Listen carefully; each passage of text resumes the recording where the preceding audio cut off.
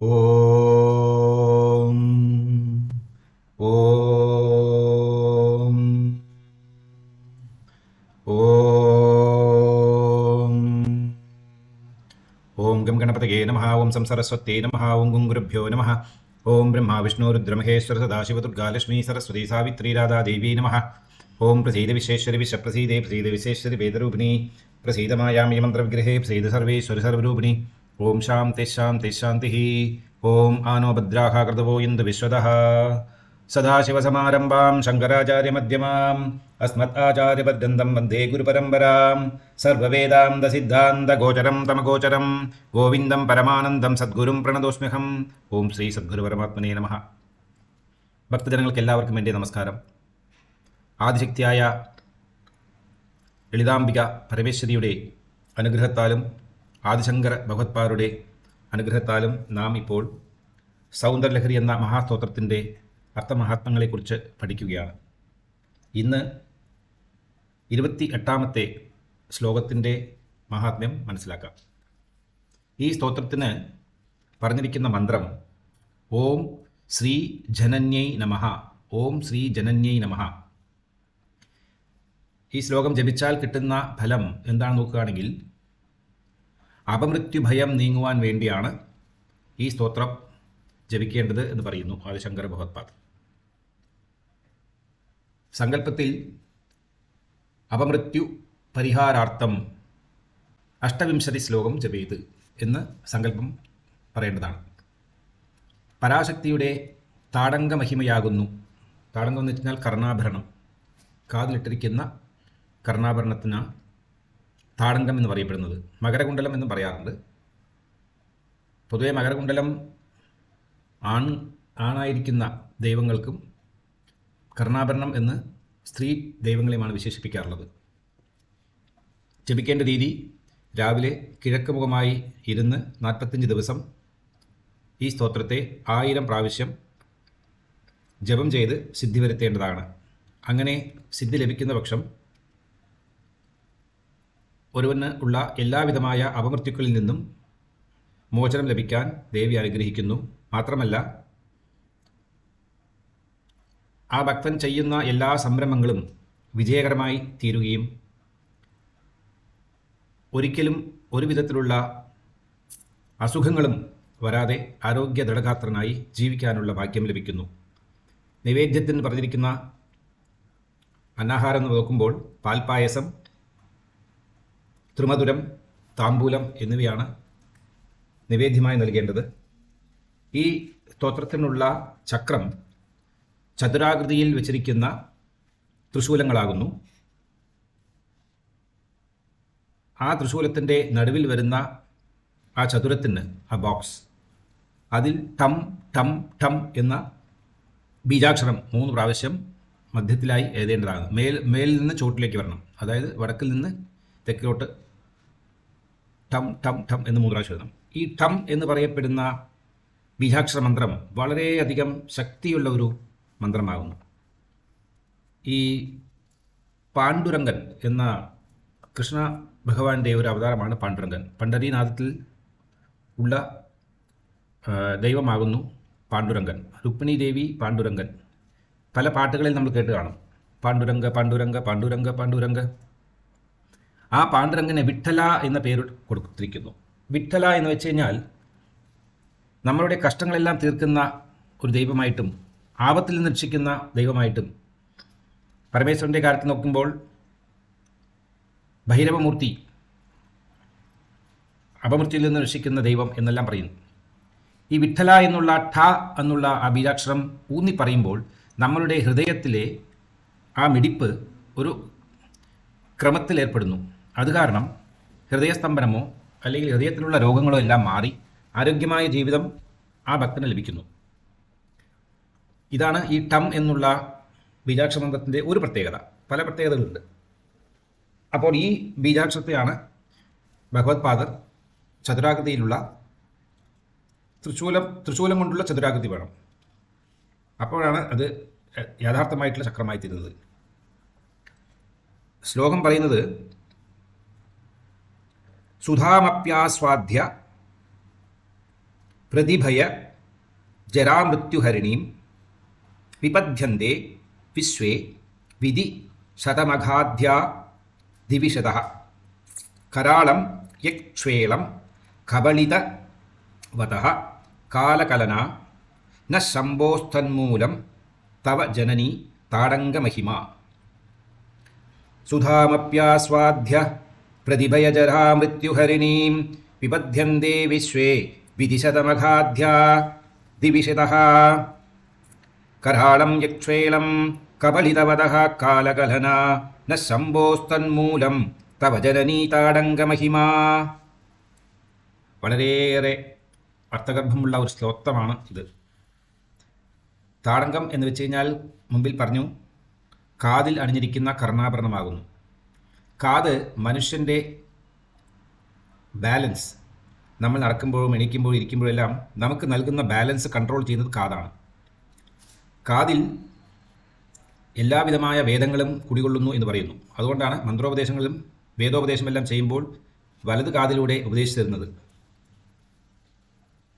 കാത് നമ്മളുടെ നിലനിൽപ്പിനെ തന്നെ അത്യധികം ഉപകാരപ്രദം ചെയ്യുന്ന ഒരു ശരീരത്തിലെ അംഗമാകുന്നു. ആ കാതിൽ താടങ്കം ചാർത്തിയിരിക്കുന്നത് വളരെ ശോഭിതമായതും പ്രകാശമേറിയതുമായ താടങ്കമാകുന്നു. സ്ത്രീജനങ്ങൾക്ക് പല ആഭരണങ്ങൾ, വസ്ത്രങ്ങളെല്ലാം കൊടുത്തിട്ടുണ്ട്. വളരെ പ്രാധാന്യമർഹിക്കുന്ന ഒന്നാണ് ഈ താടങ്കം. അതുപോലെ തന്നെ നാസാഭരണം എന്ന് പറയുന്ന മൂക്കുത്തി, കങ്കണം എന്ന് പറയപ്പെടുന്ന വളകൾ, ഇങ്ങനെ പലതുമുണ്ട്. പരശുരാമൻ പരാശക്തിക്ക് വന്ന് 48 വിധത്തിലുള്ള രത്നാഭരണങ്ങളെ കൊണ്ടുള്ള വർണ്ണനയാണ് ചെയ്യുന്നത്. ദേവിക്ക് 48 വിധത്തിലുള്ള ആഭരണങ്ങളെയാണ് അണിയിച്ചിരിക്കുന്നത്. അദ്ദേഹം വലിയൊരു ദേവീഭക്തനാണ്, ദേവീവാസികനാണ്. ദത്താത്രേയ മഹർഷിയാണ് അദ്ദേഹത്തിൻ്റെ ഗുരു. അദ്ദേഹത്തിൽ നിന്നുമാണ് അദ്ദേഹം ഷോഡശാക്ഷരി എന്ന പരാശക്തിയുടെ ബീജാക്ഷരമന്ത്രം ഉപദേശമായി വാങ്ങിച്ച് വിജനപ്രദേശത്ത് ഇന്ന് വരെ ഭൂമിയിൽ ചോരയുടെ ഗന്ധം തട്ടാത്ത ഒരു സ്ഥലം തനിക്ക് വേണം, അവിടെ ഇരുന്ന് വേണം തപസ് ചെയ്ത് ശക്തിയുടെ അനുഗ്രഹം വാങ്ങിക്കുവാനെന്ന് അദ്ദേഹം ആഗ്രഹിച്ചു. കാരണം 21 തലമുറയിലെ രാജാക്കന്മാരെ അദ്ദേഹം കൊന്നൊടുക്കി ചോര പൊഴിയൊഴുക്കിയ ഒരു വ്യക്തിയാണ്. മഹാവിഷ്ണുവിൻ്റെ അവതാരമാണെങ്കിൽ പോലും ചെയ്തിട്ടുള്ള കർമ്മങ്ങളെല്ലാം തന്നെ വളരെ നികൃഷ്ടമായ കർമ്മമായിരുന്നു. ഓരോ ജീവാത്മാവിനും ജന്മമെടുക്കുമ്പോൾ ഇന്നത് ചെയ്തു വേണം അവരുടെ ജീവിതം നയിക്കാനെന്ന് വിധി എഴുതിയിട്ടുണ്ട്.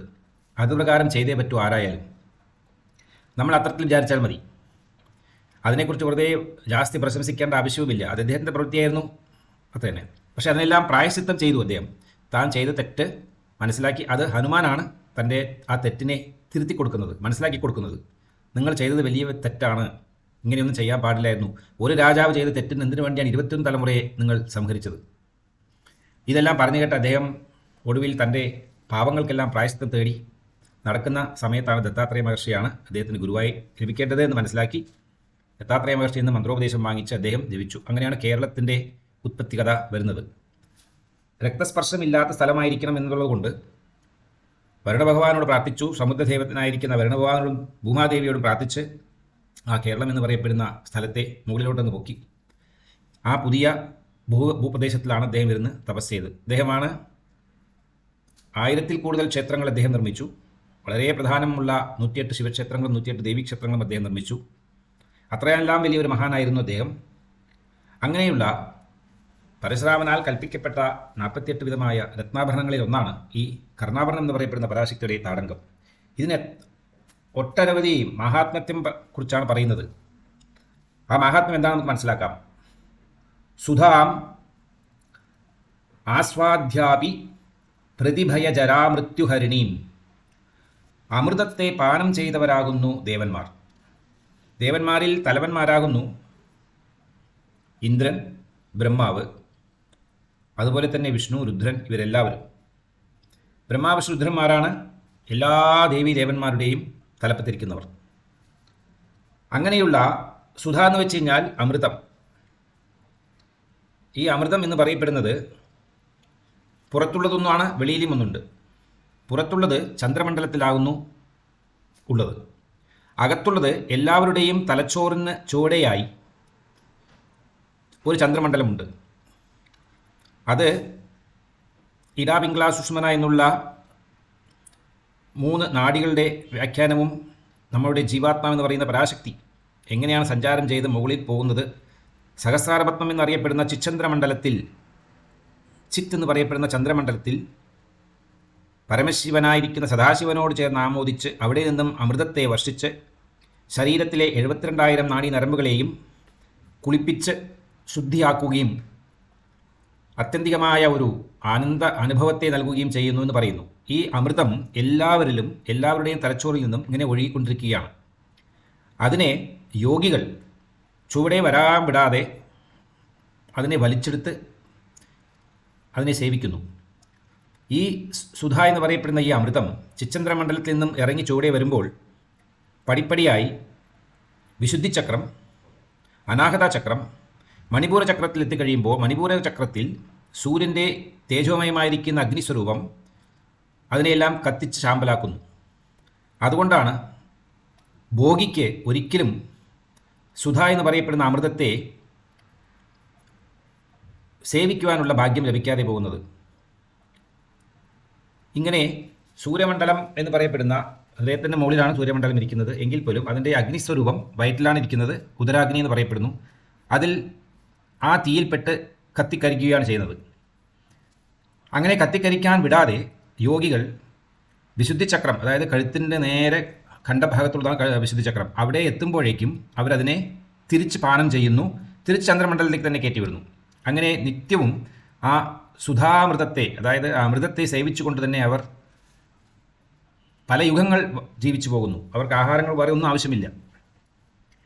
പിന്നീടുള്ളത് പാലാഴി മദന നേരത്ത് ധന്വന്തരമൂർത്തി കൊണ്ടുവന്ന അമൃതം. അതൊരു കലശത്തിലാണ് അദ്ദേഹം കൊണ്ടുവരുന്നത്. ആ അമൃതത്തെ പാനം ചെയ്ത് ദേവന്മാരെല്ലാം അമരന്മാരായിത്തീർന്നു, മരണമില്ലാത്ത സ്ഥിതിയായിത്തീർന്നു. ജരാനരിയും സംഭവിക്കാറില്ല. മരണം മാത്രമല്ല, ജരാനരിയാണ് മരണത്തിന് കാരണമായി തീരുന്നത്. അതല്ലെങ്കിൽ അപമൃത്യു, ആക്സിഡൻറ്റ്. അങ്ങനെയുള്ള ഈ അമൃതത്തെ ചന്ദ്രമണ്ഡലത്തിലാണ് സ്ഥാപിച്ചിരിക്കുന്നത്. ആ ചന്ദ്രമണ്ഡലത്തിൽ സ്ഥാപിച്ച്, ചന്ദ്രൻ ഒരു പാവമാണ്. അദ്ദേഹം 14 ദിവസം ബലവാനായിരിക്കും, 14 ദിവസം ക്ഷീണിക്കും. എത്ര എളുപ്പത്തിൽ വേണമെങ്കിലും ഏത് രാക്ഷസമാർക്ക് വേണമെങ്കിലും ചന്ദ്രനെ അറ്റാക്ക് ചെയ്ത് അതിനെ അവിടെ നിന്ന് പൊക്കിക്കൊണ്ടുവരാൻ പറ്റും. അതിനൊരു പ്രൊട്ടക്ഷനായിക്കൊണ്ട് തന്നെയാണ് ഭഗവാൻ പരമേശ്വരൻ ചന്ദ്രന് തൻ്റെ ശിരസിൽ സ്ഥാനം നൽകി. ശിവനെ അറ്റാക്ക് ചെയ്താൻ ആർക്കും ശക്തിയോ ധൈര്യമോ ഇല്ല. ഏത് അസുരന്മാരായാലും എല്ലാ അസുരന്മാർക്കും ദൈവം ശിവനാണ്. അതുകൊണ്ട് അവരോട് ആരും കളിക്കില്ല എന്നുള്ള ഒരു പ്രൊട്ടക്ഷൻ, ഒരു സേഫ്റ്റി. അതുകൊണ്ട് തന്നെയാണ് പരമേശ്വരൻ ചന്ദ്രകലാധാരൻ എന്ന പേരിൽ അറിയപ്പെട്ട് ചന്ദ്രന് തൻ്റെ ശിരസിൽ സ്ഥാനം നൽകിയിരിക്കുന്നത്. അങ്ങനെയുള്ള ആ അമൃതത്തെ സേവിച്ചതുകൊണ്ട് ദേവന്മാർക്കെല്ലാം ജരാനറിയില്ലാതെയായി യുഗങ്ങളോളം ജീവിക്കാനുള്ള ഭാഗ്യം ലഭിക്കുന്നു. പക്ഷേ യുഗാവസാനം അല്ലെങ്കിൽ കൽപ്പാവസാനത്തിൽ ഈ എല്ലാ ദേവന്മാരും മരണത്തെ സ്വീകരിച്ചേ മതിയാവും. അമൃതം സേവിച്ചിട്ടുള്ളവർക്ക് പോലും മരണം സംഭവിക്കുന്നു. എങ്ങനെയാണെന്ന് വെച്ച് കഴിഞ്ഞാൽ വിപദ്യന്തേ, ആ പ്രളയകാലത്തിൽ ആപത്തിനെ പ്രാപിക്കുന്നു. വിശ്വേ, എല്ലാം നശിച്ചിരിക്കുന്ന, എല്ലാം നാശത്തിലേക്ക് തള്ളപ്പെട്ട സമയമാകുന്നു ഈ പ്രളയകാലം. വിധിശതമഹാധ്യാഹ, ബ്രഹ്മാവ്, ഇന്ദ്രൻ മുതലായ ദിവിശത ദേവന്മാർ എല്ലാവരും തന്നെ കരാളം യത്, അത്യുഗ്രമായ ഒരു വിഷമാകുന്നു കാളകൂട വിഷം. അതേ നേരത്ത് പരാശക്തിയുടെ ഭർത്താവായിരിക്കുന്ന ശംഭു, പരമേശ്വരൻ, സദാശിവൻ മാത്രം മരണത്തിൽ നിന്ന് രക്ഷപ്പെട്ട് മരണത്തെ വരിക്കാതെ ദീർഘായുഷ്മാൻ, ദിവ്യായുഷ്മാനായി തന്നെ ജീവിക്കുന്നു. അതിൻ്റെ കാരണം നീ അണിഞ്ഞിരിക്കുന്ന നിന്റെ കർണാഭരണം എന്ന് പറയപ്പെടുന്ന താടങ്കത്തിൻ്റെ മഹാത്മ്യമാണ് എന്നാണ് ഞാൻ വിചാരിക്കുന്നത്. അത് ശരി തന്നെയല്ലേ എന്ന് ചോദിക്കുന്നു ആദിശങ്കര ഭഗവത്പാദർ. കരാളം യത്, അത്യുഗ്രമായിരിക്കുന്ന വിഷം, ക്ഷേളം, കാളകൂട വിഷത്തിൻ്റെ ക്ഷേളം എന്ന് പറയുന്നു. കബലിതപതഹ, ഭക്ഷിച്ചവനായിരിക്കുന്ന പരമശിവൻ കാളകൂട വിഷത്തെ, ആലാകല വിഷത്തെ അദ്ദേഹം ഭക്ഷിച്ചു. എപ്പോൾ? പാലാഴി മദന സമയത്ത്. ആദ്യം വിഷമാണ് പുറത്തു വരുന്നത്, പിന്നീടാണ് അമൃതം വരുന്നത്. ആ വിഷത്തെ സ്വീകരിക്കുവാനോ അതിനൊരു സന്മാർഗം ഉണ്ടാക്കി കൊടുക്കാനോ ആർക്കും ധൈര്യം ഉണ്ടായിരുന്നില്ല. ആർക്കും അതിന് സാധിച്ചതുമില്ല. എല്ലാവരും ഭയന്നോടുകയാണ് ചെയ്തത്. അപ്പോഴാണ് പരമേശ്വരൻ ഭൈരവനെ വിട്ടാതെ എടുത്തുകൊണ്ട് വരാൻ പറഞ്ഞ് അതിനെ സ്വീകരിച്ചു. കാലകലന, അവസാന കാലം അദ്ദേഹത്തിനുണ്ടായില്ല. ശംഭോഹോ, ആർക്ക്? പരമശിവന് തന്മൂലം തവ ജനനി താടങ്ക മഹിമ. അതിന് കാരണം അദ്ദേഹം ആ വിഷത്തെ സേവിച്ചതുകൊണ്ട് കൂടിയും മരണം സംഭവിച്ചില്ല, അപ്പോഴും ജീവിച്ചിരിക്കുന്നു. അതിന് കാരണം നീ എപ്പോഴും സത്യമായ പതിവ്രതയായി സുമംഗലിയായി ജീവിക്കണം എന്നുള്ള നിന്റെ ആഗ്രഹമാണ് പരമേശ്വരനെ സംഹാരം ചെയ്യാതെ അല്ലെങ്കിൽ പരമേശ്വരന് മരണമേൽക്കാതെ അദ്ദേഹത്തെ ജീവിച്ചിരിക്കാൻ സാധിച്ചത് എന്നുള്ളത് വ്യക്തമാകുന്നു എന്ന് അദ്ദേഹം പറയുന്നു ആദിശങ്കര ഭഗവത്പാദർ. ജഗന്മാതായ പരമേശ്വരി, ബ്രഹ്മാവ്, ദേവേന്ദ്രൻ മുതലായവരെല്ലാം അതിഭയങ്കരമായിരിക്കുന്ന ജരാമരണങ്ങളെ നശിപ്പിക്കുന്ന അമൃതത്തെ പാനം ചെയ്തിട്ട് പോലും പ്രളയകാലത്തിൽ നാശത്തെ പ്രാപിക്കുന്നു. അതേ നേരത്ത് അത്യുഗ്രഹമായിരിക്കുന്ന കാളകൂട വിഷത്തെ, ആലാകുല വിഷത്തെ ഭക്ഷിച്ചിട്ട് പോലും പരമശിവന് മാത്രം അവസാന കാലം ഉണ്ടായില്ല. അതിനുള്ള കാരണം പരാശക്തിയായ നിന്റെ താടങ്ക മഹിമ തന്നെ എന്ന് ഞാൻ ഊഹിക്കുന്നു. അങ്ങനെ തന്നെയാണ് എന്ന് ഞാൻ സങ്കല്പിക്കുകയും ചെയ്യുന്നു. അതാണോ സത്യം എന്ന് ചോദിക്കുന്ന നേരത്ത് പരാശക്തി തൻ്റെ പുഞ്ചിരിയോടുകൂടിയ മുഖം കാട്ടി അദ്ദേഹത്തിനോട് പറയുന്നു, നിന്റെ സമർത്ഥം ഞാൻ സ്വീകരിച്ചിരിക്കുന്നു എന്നു. ശക്തി പകുതി നേരത്തും തൻ്റെ പുഞ്ചിരിച്ചുകൊണ്ടാണ് എല്ലാ കാര്യങ്ങൾക്കും ഉത്തരം നൽകുന്നത്.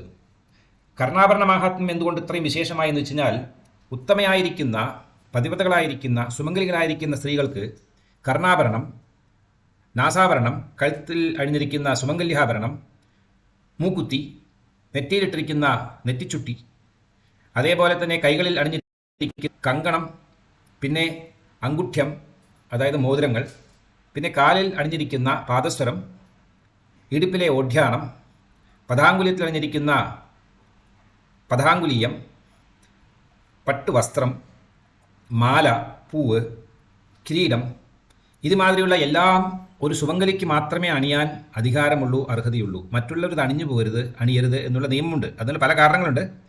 ഒരു സ്ത്രീ തൻ്റെ പുരുഷൻ്റെ മുമ്പിൽ മാത്രമേ അട്രാക്ഷനായിട്ട് നിൽക്കാൻ പാടുള്ളൂ. പരാശക്തി എപ്പോഴും തൻ്റെ ഭർത്താവായിരിക്കുന്ന കാമേശ്വരൻ്റെ മുമ്പിൽ മഹാസമർത്ഥ്യായി തന്നെ തൻ്റെ സദാശിവ കുടുംബം എന്ന് പറയപ്പെടുന്ന കുടുംബത്തെ നയിച്ചു വരുന്നവളാകുന്നു. കുളാമൃതിയാകുന്നു ദേവി, കുലാംഗനയാകുന്നു ദേവി, അകുളയാകുന്നു ദേവി.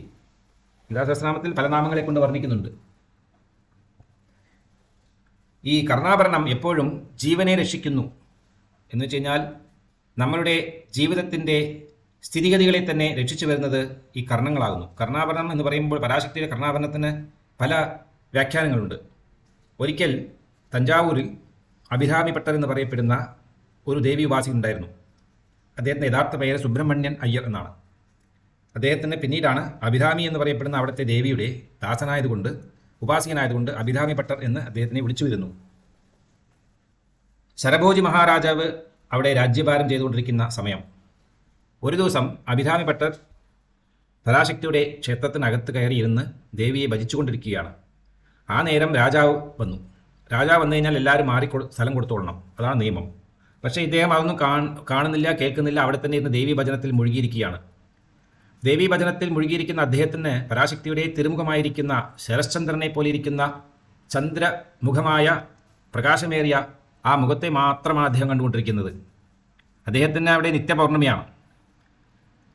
അങ്ങനെ രാജാവും അവിടെ പൂജ ചെയ്തുകൊണ്ടിരിക്കുന്ന പൂജാരിയും ഒടുവിൽ അഭിരാമഭട്ടരുടെ, അതായത് സുബ്രഹ്മണ്യൻ്റെ ധ്യാനത്തെ മാറ്റി വാക്ക് തർക്കത്തിൽ ഏർപ്പെടാനുള്ള ഒരു സന്ദർഭം ഉണ്ടായിത്തീർന്നു. ചോദിക്കുന്നു, എന്താ കാണുന്നത്? ഞാൻ എന്താ കാണുന്നത്? സംശയിക്കാനുണ്ടോ? ശരശ്ചന്ദ്രവദനയായ പരാശക്തിയുടെ തിരുമുഖത്ത് പൗർണമി സ്വരൂപത്തിലിരിക്കുന്ന ചന്ദ്രനെ പോലെയുള്ള ആ തിരുമുഖത്തെയാണ് ഞാൻ കണ്ടുകൊണ്ടിരിക്കുന്നത് ചോദിച്ചു. അതെങ്ങനെ നിങ്ങൾക്ക് കാണാൻ നോക്കും? ഇന്ന് അമാവാസ്യ ദിവസമല്ലേ? അമാവാസ്യ ദിവസം എങ്ങനെയാണ് ചന്ദ്രനെ കാണാൻ പറ്റുക? അമാവാസ്യ നിങ്ങൾക്കല്ലേ, എനിക്കല്ലല്ലോ. ഞാൻ ചന്ദ്രനെ കണ്ടുകൊണ്ടിരിക്കുന്നു, ചന്ദ്രൻ ഉണ്ട് ഇവിടെ. അങ്ങനെയാണെങ്കിൽ എനിക്ക് ചന്ദ്രനെ കാട്ടിത്തരുമെന്നായി. ഈ അഭിരാമി ഭട്ടർ ഇത്രയും ദിവസം ചെയ്തിരിക്കുന്ന തപസ്സാചാരം അനുഷ്ഠാനത്തിലൂടെയാണ് അദ്ദേഹത്തിന് ഈ സുഖം ലഭിക്കുന്നത്.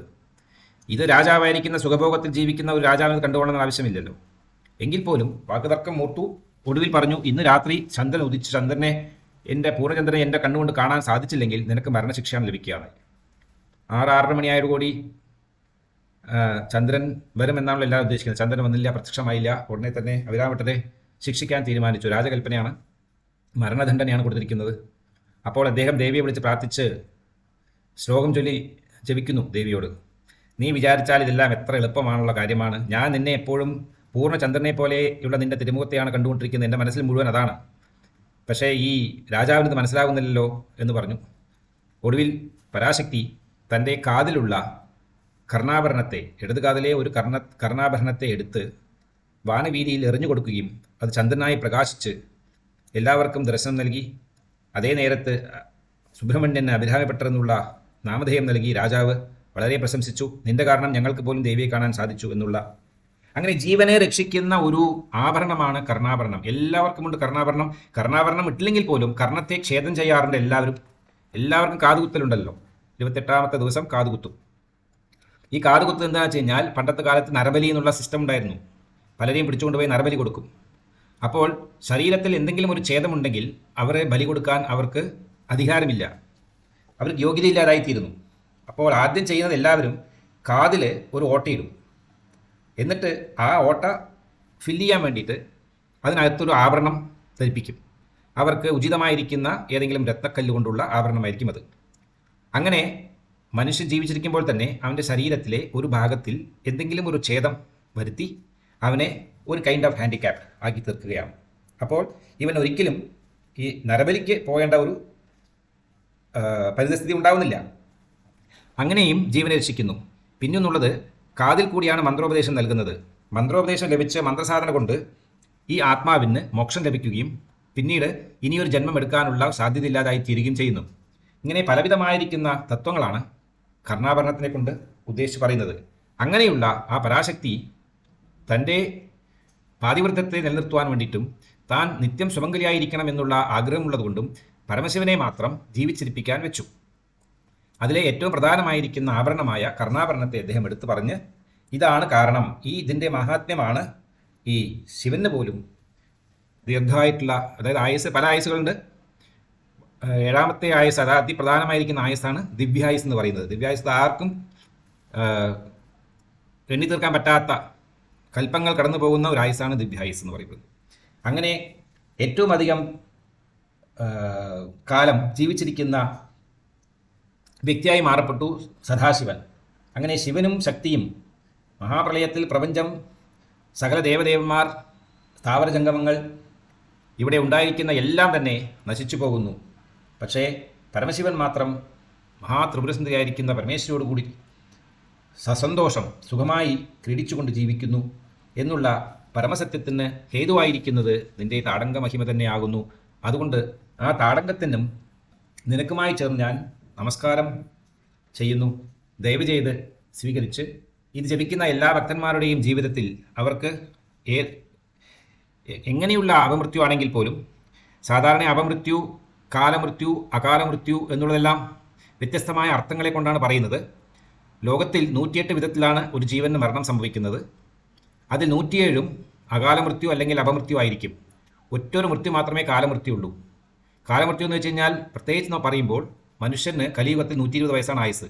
120 വർഷം ആരോഗ്യ ദൃഢഗാത്രനായി ഇരുന്ന് മരണത്തെ സന്തോഷം സ്വീകരിച്ചുകൊണ്ട് വാ വാ വാ എന്ന് ജീവൻ എടുത്തുകൊണ്ട് പോയി എനിക്ക് മതിയായി, എനിക്ക് എല്ലാം കൊണ്ടും തൃപ്തിയാണ്, ഞാൻ തൃപ്തനാണ്, ഞാൻ പൂർണ്ണനാണ്, എനിക്കിനി ഭൂലോക ജീവിതം ആവശ്യമില്ല എന്നുള്ള ഒരു സന്തോഷത്തോടു കൂടി മരണത്തെ സ്വീകരിക്കുന്ന ഒരു അറിഞ്ഞുകൊണ്ടുള്ള മരണമാണ് യഥാർത്ഥമായിരിക്കുന്ന മരണം. മറ്റുള്ള എല്ലാം പേടിച്ചുകൊണ്ട് ICUയിൽ കിടന്നുകൊണ്ട് ഹോസ്പിറ്റലിൽ കൊണ്ട് ആക്സിഡൻറ്റിൽ എല്ലാ വിധത്തിലായി നോക്കണം. 107 ടൈപ്പ് ഓഫ് ഡെത്ത് ആണ്. ഇതെല്ലാം അപമൃത്യു, അകാലമൃത്യു, അല്പായുസ് എന്നുള്ള രീതിയെല്ലാം വന്ന് പെടുന്നതാണ്. അപ്പോൾ അങ്ങനെയുള്ള അപമൃത്യു ദോഷത്തിൽ നിന്നും പലരുടെയും ജാതകത്തിൽ കാണാൻ സാധിക്കുന്നു. 6ാം ഭാവം, 8ാം ഭാവം, 12ാം ഭാവം എന്നുള്ള ഭാവങ്ങളെല്ലാമാണ് ഈ അകാലമൃത്യുവെക്കുറിച്ചും ആയുർഭാവത്തെക്കുറിച്ചും എല്ലാം ചിന്തിക്കുന്നത്. അഷ്ടമാണ് പ്രത്യേകിച്ച് പറയുമ്പോൾ ആയുർഭാവം. ആ ആയുസ് തീരാനുള്ളൊരു കാരണമായി തീരുന്നത് ശത്രുഭയം കൊണ്ടാണോ, അല്ല രോഗം കൊണ്ടാണോ, അല്ല ആരെങ്കിലും അടിച്ചു കൊല്ലുകയാണോ, അല്ലെങ്കിൽ നമ്മളുടെ ജീവിത രീതിയിൽ വളരെ മോശമായ രീതിയിൽ ജീവിച്ചതുകൊണ്ടുള്ള അസുഖം ബാധിച്ച് മരിച്ചതാണോ എന്നുള്ളതെല്ലാം തന്നെ ഈ 6, 8, 12 ഭാവങ്ങളെ കൊണ്ട് മനസ്സിലാക്കാൻ സാധിക്കുന്നു. അങ്ങനെയുള്ള ജാതകത്തിൽ ദോഷങ്ങളുള്ളവരും ഈ സ്തോത്രത്തെ ജപം ചെയ്ത് ശക്തിയുടെ അനുഗ്രഹം വാങ്ങിച്ച് ജീവിക്കേണ്ടതാണ് എന്നുള്ളതാണ് അദ്ദേഹത്തിൻ്റെ അഭിപ്രായം. മഹാപ്രളയസാക്ഷിയായിരിക്കുന്ന പരാശക്തി എപ്പോഴും ജീവിച്ചിരിക്കുന്ന ഒരു മഹാതത്വമാകുന്നു. നാമളും എപ്പോഴും ജീവിച്ചിരിക്കണമെങ്കിൽ ഒരിക്കലും മരിക്കരുത്. മരണം ശരീരത്തിനാണുള്ളത്, ആത്മാവിനല്ല. പ്രകൃതി തന്നെയാണ് ആത്മാവ്, ആത്മാവ് തന്നെയാണ് പ്രകൃതി. പ്രകൃതി ഉള്ളിടത്തോളം കാലം ഈ ആത്മാവിന് ജനിച്ചേ മതിയാവൂ. ഏതെങ്കിലും ശരീരത്തിൽ വന്ന് അത് ഭവിക്കുന്നു. പക്ഷേ മരണമില്ലാത്ത മോക്ഷം എന്ന് പറയപ്പെടുന്ന ആ സ്ഥിതി എപ്പോഴാണ് വരുന്നത്? ജനിച്ചാൽ മരിക്കണം, വീണ്ടും ജനിച്ചില്ലെങ്കിലോ മരണമില്ലാത്ത സ്ഥിതിയായി. അതാണ് അതിൻ്റെ യാഥാർത്ഥ്യ സത്യം. അപ്പോൾ ദേവീ ലോകത്തിൽ വാസം ചെയ്യുന്ന ദേവീഭക്തന്മാരായിരിക്കുന്ന ആത്മാക്കൾക്ക് ഒരിക്കലും ജനിക്കേണ്ടതായിട്ടുള്ള ഒരു സ്ഥിതി വരുന്നില്ല. അവരെപ്പോഴും ജീവിച്ചുകൊണ്ടേയിരിക്കുന്നു. അതാണ് മരണമില്ലാത്ത സ്ഥിതി. ജനിക്കുന്ന നേരം നല്ല നേരമല്ലെങ്കിൽ ഒരുപക്ഷെ പ്രാരബ്ധ കർമ്മവശാൽ അവർക്ക് അപമൃത്യു, അകാല മൃത്യു എന്നുള്ള അല്ലെങ്കിൽ ആപത് മൃത്യു എന്നുള്ള പലവിധമായിട്ടുള്ള മൃത്യുക്കളുടെ, ഞാൻ പറഞ്ഞില്ലേ 108 ടൈപ്പ് ഉണ്ടെന്ന്. അങ്ങനെ ഏതെങ്കിലും ഒരു വിധത്തിൽ മരണമടഞ്ഞ് ദുഃഖ രൂപത്തോടു കൂടി തന്നെ ജീവിക്കേണ്ട ഒരു സ്ഥിതി ഏർപ്പെടാം. അതെല്ലാം ഇല്ലാതായിരിക്കുവാൻ വേണ്ടി പരാശക്തിയോട് പ്രത്യേകിച്ച് ഈ ശ്ലോകത്തിലൂടെ അപേക്ഷിക്കുകയാണ്. ദേവി ആ ഭക്തന്മാരെ അനുഗ്രഹിച്ച് അവർക്ക് മോക്ഷം നൽകുന്നു. ഒരിക്കൽ മോക്ഷം കിട്ടിക്കഴിഞ്ഞാൽ പിന്നെ ജരാമരണത്തിനെക്കുറിച്ചുള്ള, വാർദ്ധക്യത്തെക്കുറിച്ചോ ശൈശവത്തെക്കുറിച്ചോ ഗർഭവാസത്തെക്കുറിച്ചോ ഒന്നിനെക്കുറിച്ചുള്ള ഭയവും ഇല്ലാതായി തീർന്ന് നിത്യമുക്തന്മാരായി തന്നെ ശോഭിച്ചുകൊണ്ട് ഇരിക്കുന്നു എന്നുള്ളതാണ് ഇതിൻ്റെ അർത്ഥം.